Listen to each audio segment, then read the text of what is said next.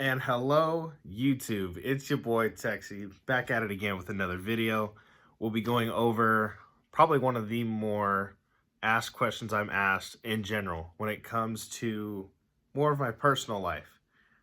The question, given in the comments right here, is what training did I receive or how did I become a decoy? So I'll be outlining how myself, Tyler, and K9 Arlo became friends and whatever training, if any, official training I've received, and honestly, how I just became the official decoy. As always, if you got a question for me, please drop it down in the comment section. I've been doing this little mini series on questions only about me, but also my military experience. Be sure to give me a like, comment for the channel, and if you'd like to support the channel, please hit the subscribe button. We're very close to 100. You might be number 100. Who knows? Let's get into it.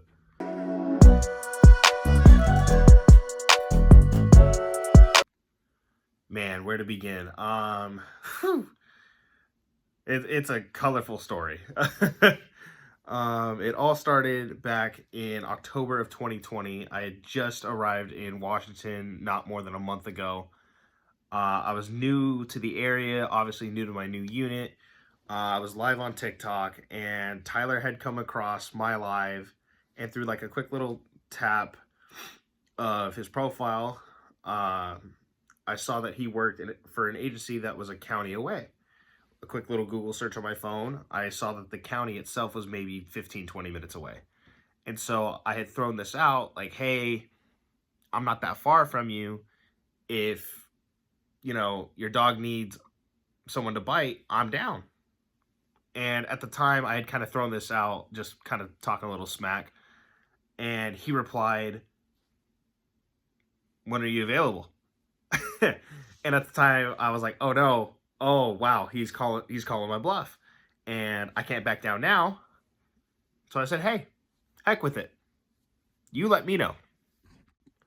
From there, I think it was later November of 2020 when I had met Tyler, K9 Arlo, and we had done the first bite. Here's the clip.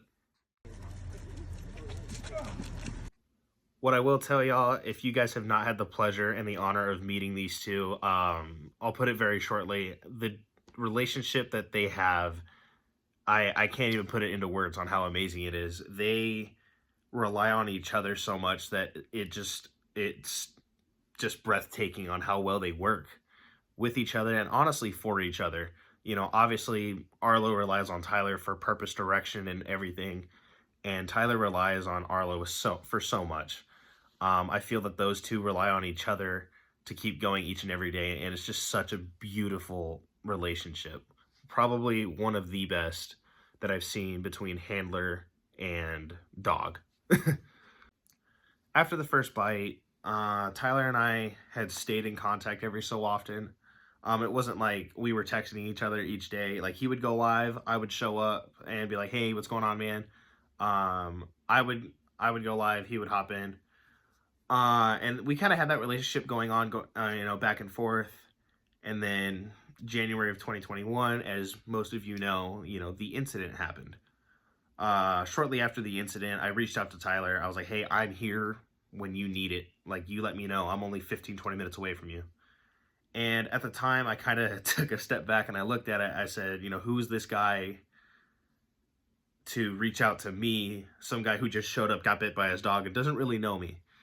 But I did what I could through my wonderful community that I had on TikTok. We raised, I think, just under $400 that we were able to send to Tyler. And during the incident, Tyler and I didn't talk back and forth. And even after the incident, after, Arlo's speedy recovery, him and I kind of didn't talk for a while. Randomly, in March, I think, of 2021, Tyler had FaceTimed me out of nowhere. He had asked me, hey, Arlo's about 90-95% recovered, and he's looking to bite. Can you come decoy? And at first, I thought he was kidding. Not because I didn't believe in Arlo, it was because I wanted to be careful around Arlo. You know, the incident had happened in January. This is 60 days, if not less, after the incident, and he's telling me that Arlo's ready to bite. So I had told Tyler, you know, I love getting bit. You know, you let me know time, place, and I'll be there ready to get bit.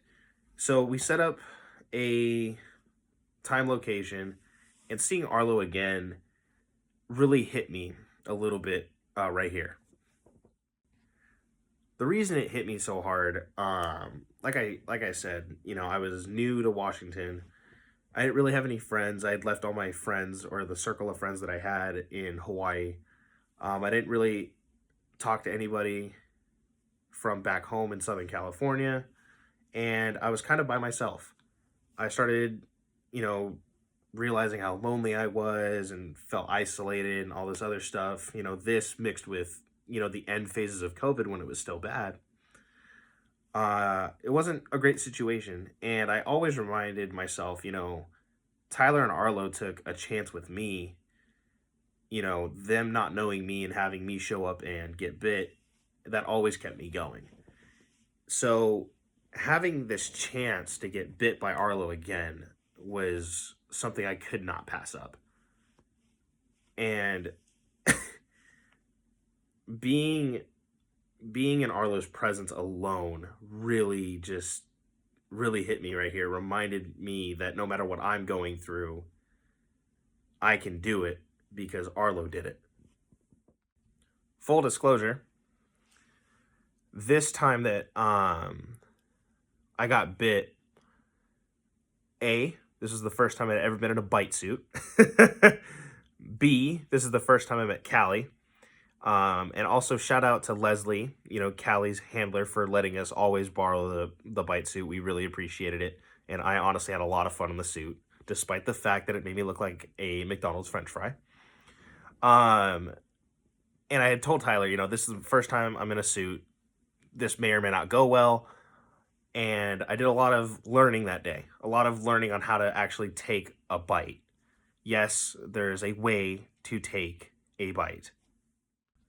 As far as training to be a decoy, I have not received actual certified official training on how to be a decoy. Tyler and I talked about it a lot. You know, how much it'd be cool if I can get shipped off to like Texas somewhere, like if we were to pay for it, and work with K9 addicts and actually go through their decoy academy, where they do nothing but train you on how to fall, how to take a bite, and why we do it the way that we do it. To answer the question on how I became the official decoy, it started off as a joke. After a couple bites after Arlo's recovery, I was driving home, and I had told my fiance Nikki, I was said, hey, I'm going to start calling myself the official decoy for K9 Arlo. She laughed and she says, 100% do it. So I call Tyler right after she says this. He doesn't answer in true Tyler fashion. And I throw him a text. I said, hey, this is what I'm going to do. I'm going to update my bios stating this. And I did it everywhere. TikTok, Instagram, Facebook, you name it. It said official decoy for K9 Arlo. And I figured if he had a problem with it, he would have let me know. So I updated it all once I get home.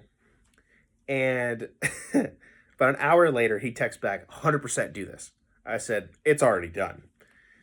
And so from there, that really sparked the heart of our friendship from, you know, doing the events, supporting all these nonprofits, traveling almost literally all over Washington State, all the way up to even living together. I knew that this team was something special from the very second I met these guys, and I couldn't just not be around them. So there you have it. The official story on how I became the official decoy for K9 Arlo. If you guys like this type of content, please throw me a like. If you guys want any other questions answered, please feel free to throw me a comment, and please hit that subscribe button. I would really appreciate it. See y'all later.